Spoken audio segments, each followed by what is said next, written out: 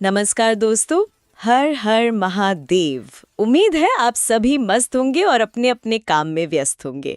आप सभी का स्वागत है यहाँ पर, जहाँ आपको हर किताब का सार हिंदी भाषा में मिलेगा।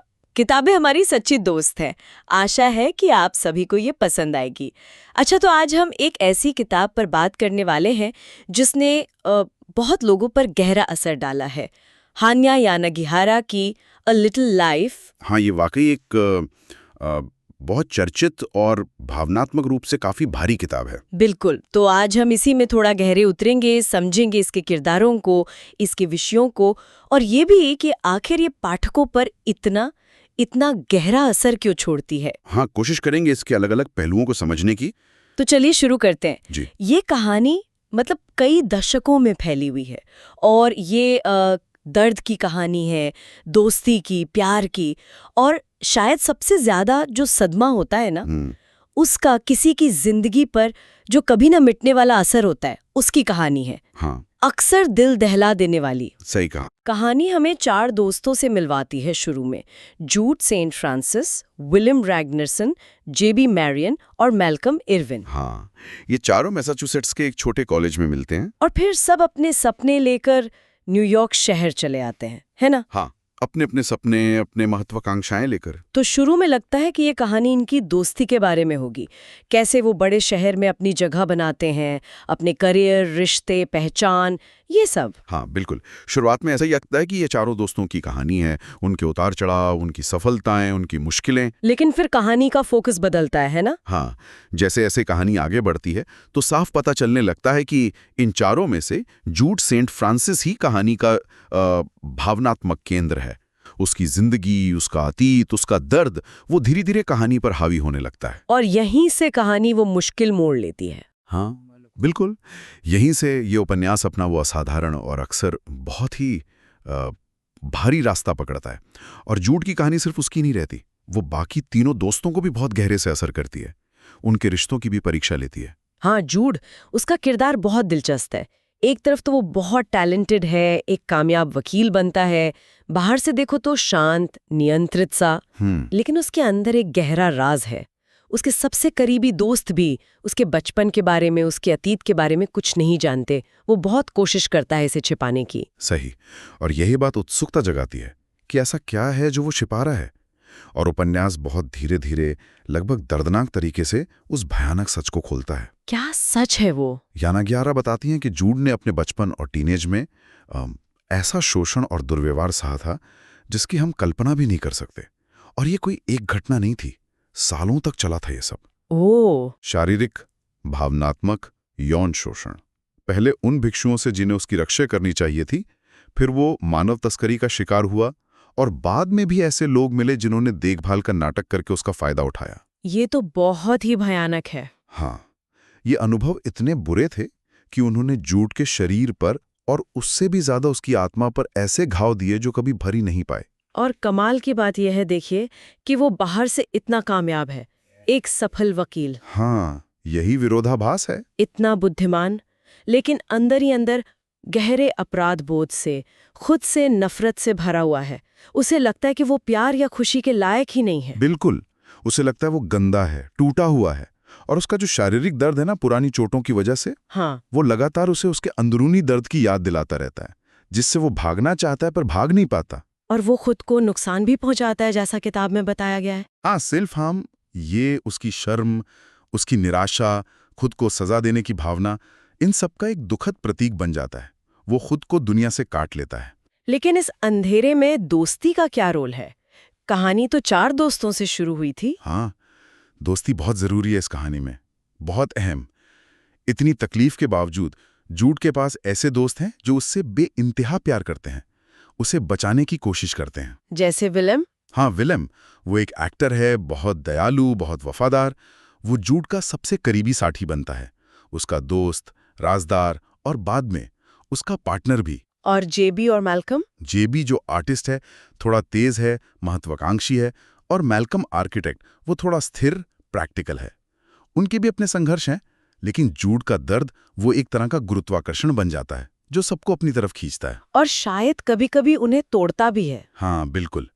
इस खिंचाव से उनके आपसी रिश्तों में भी तनाव आता है, दरारें पड़ती हैं। तो ये दोस्ती एक तरह से चुनावा परिवार बन जाती है उनके लिए। हाँ, कह सकते हैं। समय के साथ उनकी दोस्ती एक बहुत गहरे चुने हुए परिवार के रिश्ते जैसी हो जाती है। ये दिखाती कि कैसे प्यार और अपनापन बहुत ज्यादा तकलीफ के बीच भी सहारा दे सकते हैं, सुकून के पल दे सकते हैं। वो एक कवच बनाने की कोशिश करते हैं जूड के आसपास। हाँ, बिल्कुल। विलियम का उसकी देखभाल करना, मैल्कम का उसे घर देना, ये सब उनका गहरा बंधन दिखाता है। लेकिन कहानी ये भी दिखाती है बड़ी ईमानदारी से हाँ। कि प्यार भी हर जख्म नहीं भर सकता है ना। आप बिल्कुल सही कह रही हैं।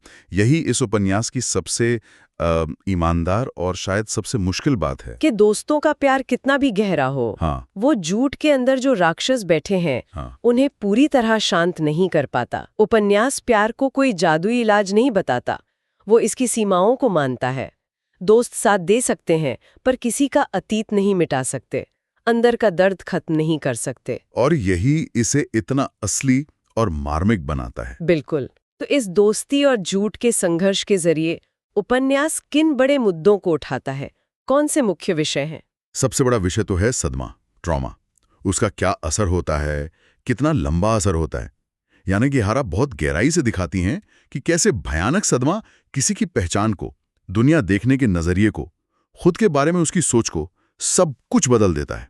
कैसे अतीत की यादें पीछा नहीं छोड़ती। हाँ, वो यादें एक जेल भी बन जाती हैं और एक साथी भी, हमेशा साथ रहती हैं। तो क्या ये सिर्फ दुख और निराशा की ही कहानी है, या इसमें कोई उम्मीद, कोई सकारात्मक पहलू भी है, जैसे प्यार की ताकत? नहीं, सिर्फ निराशा नहीं है। ये प्यार की सहन शक्ति को भी दिखाता है। दोस्तों का प्यार, विलियम का प्यार, यहाँ तक कि जूड का एक डॉक्टर है एंडी, उसका प्यार भी। ये दिखाता है कि लोग अपने प्रियजन की तकलीफ कम करने के लिए कितना कुछ करते हैं। और पहचान की तलाश भी है। हाँ, पहचान की तलाश का संघर्ष है। जूड कैसे अपनी पहचान बनाना चाहता है, पर उसका अतीत उसे खींचता रहता है। और हाँ, वो जो जीने की इच्छा और दर्द से मुक्ति की इच्छा के बीच का तनाव है, वो भी बहुत अहम है। और किताब का नाम अ लिटिल लाइफ, इसका क्या मतलब है? ये नाम भी अपने आप में बहुत कुछ कहता है। खट्टा मीठा सा है। शायद ये दिखाता है कि इतनी बड़ी पीड़ा के सामने एक इंसान की जिंदगी कितनी छोटी, कितनी लिटिल लगती है। या शायद ये उन छोटी छोटी खुशियों, प्यार के पलों की तरफ इशारा करता है जो जिंदगी में मिलते हैं, चाहे वो कितने ही कम क्यों ना हो। जिस तरह ये कहानी लिखी गई है, वो तरीका भी काफी अलग है ना?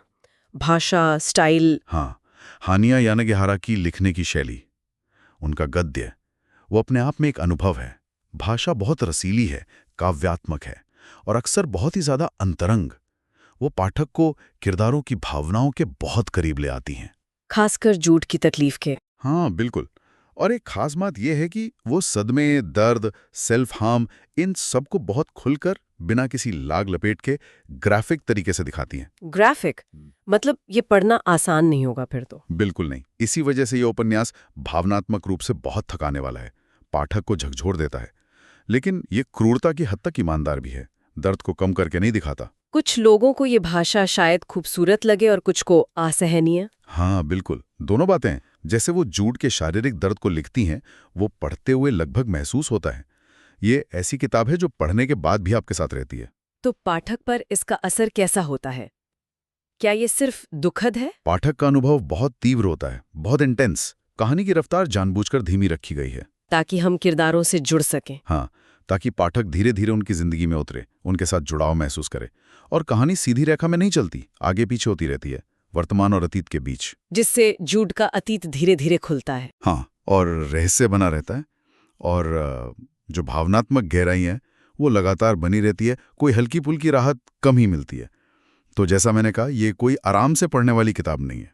तो फिर इसे क्यों पढ़ा जाए अगर ये इतनी मुश्किल है, इतनी भारी है? क्योंकि ये इंसानी सहन शक्ति का एक बहुत शक्तिशाली चित्रण है। ये दुख पर, तकलीफ पर एक गहरा चिंतन है, और ये पाठक की हमदर्दी और समझ की सीमाओं को भी परखती है। आखिर में अ लिटिल लाइफ भावनाओं की तीव्रता का एक मास्टरपीस है। ये इंसानी तजुर्बे के सबसे अंधेरे, सबसे मुश्किल कोनों को खंगालती है। और वो मुश्किल सवाल पूछती है। हाँ, कि किसी ऐसे इंसान से सच्चा प्यार करने का क्या मतलब है, जो शायद खुद से कभी प्यार कर ही ना पाए। जो खुद को इसके लायक ही ना समझे। सुन के लगता है कि ये एक ऐसा उपन्यास है जो पाठकों को अंदर तक हिला सकता है, शायद तोड़ भी सकता है, लेकिन किसी तरह से शायद मानवीयता के बारे में कुछ सोचने पर मजबूर भी कर सकता है। हाँ, मानवीय रिश्तों, पीड़ा की जटिलताओं और प्यार की सीमाओं पर सोचने को मजबूर करता है। लेकिन यहाँ एक बात जोर देकर कहनी होगी। क्या? कि ये उपन्यास हर किसी के लिए नहीं है। बिल्कुल नहीं है। इसमें जो दुर्व्यवहार, यौन शोषण और सेल्फ हार्म का जैसा खुला और विस्तृत चित्रण है, वो कुछ पाठकों के लिए बहुत ज्यादा परेशान करने वाला, ट्रिगरिंग हो सकता है। हाँ, ये ध्यान रखना जरूरी है। बहुत जरूरी है। इसे पढ़ना भावनात्मक रूप से भारी पड़ सकता है, तो पाठकों को अपनी मानसिक और भावनात्मक स्थिति का ध्यान रखकर ही इसे चुनना चाहिए। लेकिन जो लोग इस भावनात्मक सफर को करने के लिए तैयार हैं, जो इस मुश्किल सच्चाई का सामना करने को तैयार हैं, उनके लिए a little life modern literature का एक सबसे शक्तिशाली, यादगार और शायद सबसे जरूरी अनुभव साबित हो सकता है। इसे भूलना मुश्किल है। तो इस पूरी बातचीत को अगर समेटें, तो हमने अ लिटिल लाइफ के बारे में क्या मुख्य बातें समझी? हमने देखा कि कैसे जूड के बचपन का सदमा उसकी पूरी जिंदगी पर हावी रहता है। हाँ, उसके वर्तमान को आकार देता है। हमने दोस्ती की ताकत देखी, लेकिन उसकी सीमाएं भी समझी कि प्यार सहारा दे सकता है पर हर घाव नहीं भर सकता। बिल्कुल। और हमने यानागिहारा के लिखने की शैली के असर को महसूस किया, शक्तिशाली पर परेशान करने वाली भी। ये साफ तौर पर इंसानी सहन शक्ति, प्यार और पीड़ा की गहराई का एक असाधारण चित्रण है। और ये हमें एक अहम सवाल के साथ छोड़ जाती है, जिस पर शायद हम सब सोच सकते हैं। क्या सवाल? कि हमारा समाज उन लोगों को कैसे देखता है जिन्होंने इतना भयानक सदमा झेला है। क्या हम उनके दर्द को समझते हैं या उससे बचते हैं? और कला में, साहित्य में इस तरह की गहरी पीड़ा को दिखाने की क्या सीमाएं हैं या क्या जिम्मेदारियां हैं? क्या ऐसी कहानियां कहना जरूरी है, चाहे वो कितनी भी मुश्किल क्यों ना हो? हाँ, ताकि हम इंसानी अनुभव की पूरी सच्चाई को समझ सके। ये सवाल किताब खत्म होने के बाद भी शायद मन में घूमते रहते हैं। बिल्कुल। धन्यवाद। और सीखना जारी रखें।